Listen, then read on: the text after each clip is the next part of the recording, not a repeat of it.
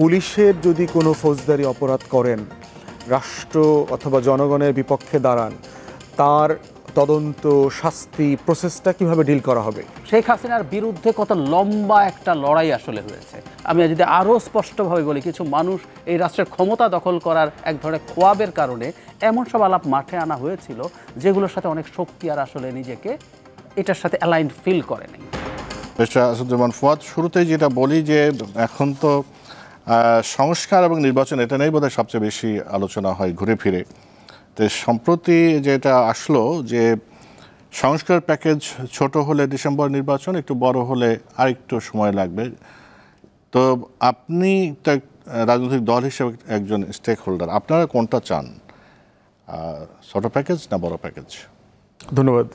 আমরা চাই হচ্ছে ঐক্যমতের প্যাকেজ, যেটা হচ্ছে অংশীজন, রাজনৈতিক দল, ছাত্রদের নতুন দল হয়েছে, আরও যারা পেশাজীবীরা আছেন, ফ্যাসিবাদ বিরোধী আন্দোলনে যারা সক্রিয় ছিলেন, রাজপথে বিভিন্ন ফোরামে কথা বলেছেন, কাজ করেছেন, তাদের ঐক্যমতের ভিত্তিতে আমরা কতটুকু নির্বাচনের আগে করতে পারি আর যতটুকু বাকি থাকবে তার ব্যাপারে একটা ন্যাশনাল প্লেজ সাইন করা যেতে পারে, যে এতটুকু বাকি রইল, এবং একটা ন্যাশনাল প্লেজ সাইন করবে সব রাজনৈতিক দল, স্টেক হোল্ডাররা, পরবর্তীতে এই কাজগুলোকে কীভাবে এগিয়ে নিয়ে যাবে।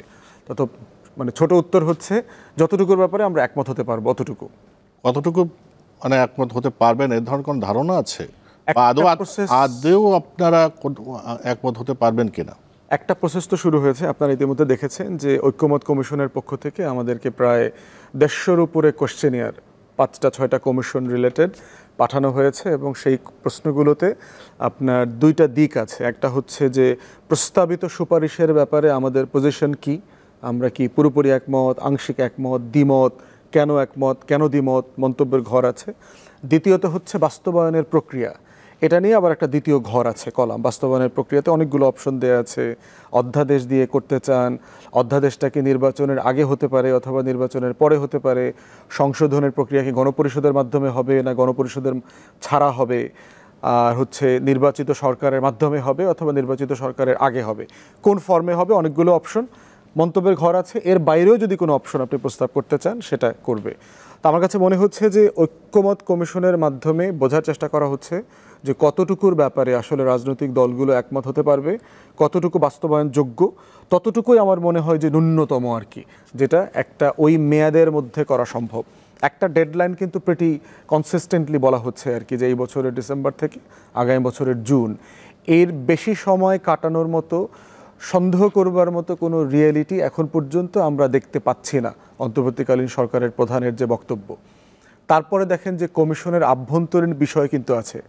কালকে সম্ভবত দেখলাম যে আপনার পুলিশ বিষয়ক কমিশনের সাথে পুলিশের সিনিয়র কর্মকর্তারা যারা আছেন, এসপি, ডিআইজি, আইজি র্যাঙ্কের অফিসাররা সবাই মিলে বসছেন প্রধান উপদেষ্টার সাথে।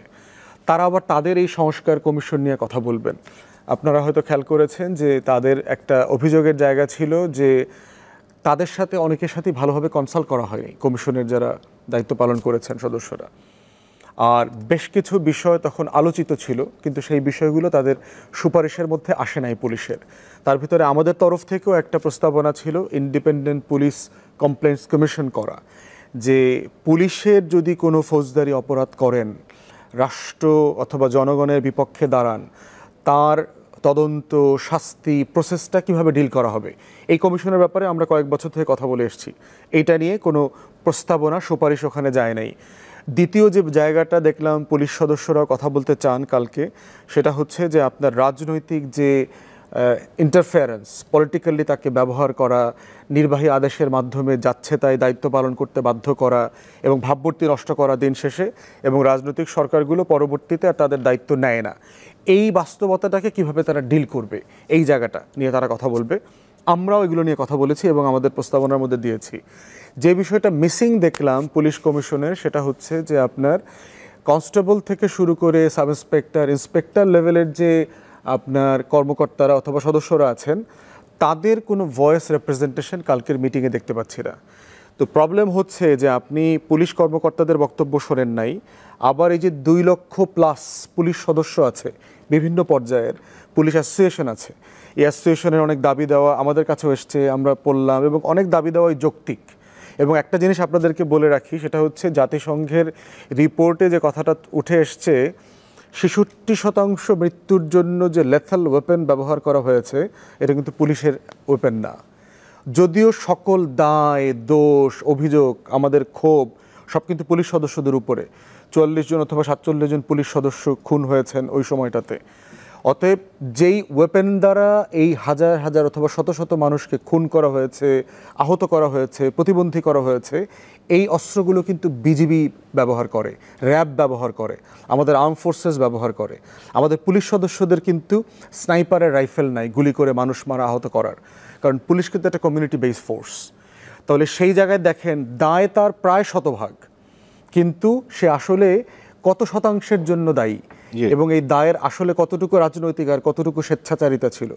তো যখনই আমরা ঐক্যমতের প্রশ্নে আসব, নির্বাচনের প্রশ্নে আসবে, সংস্কারের প্রশ্নে আসব, পুলিশ তো একটা বড় ফোর্স, এই ফোর্স ছাড়া তো আপনি নির্বাচনের প্রস্তুতি নিতে পারবেন না। অতএব এই বিষয়গুলো নিয়ে সিরিয়াসলি আমাদের ভিতরে আলাপ তর্ক হয়ে একমত হওয়া জরুরি। একমত হওয়া জরুরি। ডাক্তার জাহিদুর রহমান, আপনিও একটা কমিশনের সাথে ছিলেন, মোটা দাগে কতটুকু সংস্কার রাজনৈতিক দলগুলো একমত হতে পারে বলে আপনার মনে হয়? ধন্যবাদ। আমি যদি একজন বিশ্লেষকের জায়গা থেকে দেখি, বিদ্যমান যে প্রেক্ষাপট পরিস্থিতি যা দেখা যাচ্ছে, খুব সামান্য সংস্কারেই আসলে একমত হবে। মানে আমাদের ওই যে অপরচুনিটি ছিল, আমি এই কথা বেশ কিছুদিন থেকে বলছি, আজকে একটু ডিটেইল বলি। মানে একটা গণ অভ্যুত্থান যেহেতু আমাদের এখানে হয়েছে, আমি এটাকে গণ অভ্যুত্থান প্রথম দিন থেকে বলছি, এবং প্রথম দিন থেকে কেউ কেউ এটাকে যখন বিপ্লব বলার চেষ্টা করছিলেন সেটাকে কন্টেস্ট করেছে। কারণ আছে, এই শব্দের মধ্যে একটা বিশাল বড় রাজনীতি আছে। রাজনীতিটা হচ্ছে, এটা যদি বিপ্লব হয় তাহলে একটা বিপ্লবী সরকার তৈরি করা সম্ভব এবং তাকে দিয়ে অনেক কিছু করানো যেতে পারে। আমি ওই আলোচনা আজকে ঢুকছি না, এটা কেন বিপ্লব না, এটা কেন একটা গণ অভ্যুত্থান। কিন্তু এটাকে বিপ্লব হিসেবে হাজির করতে গিয়ে এমন সব কথা মাঠে আনা হয়েছিল যেগুলো একটা গণ অভ্যুত্থানের সাথে যায় না।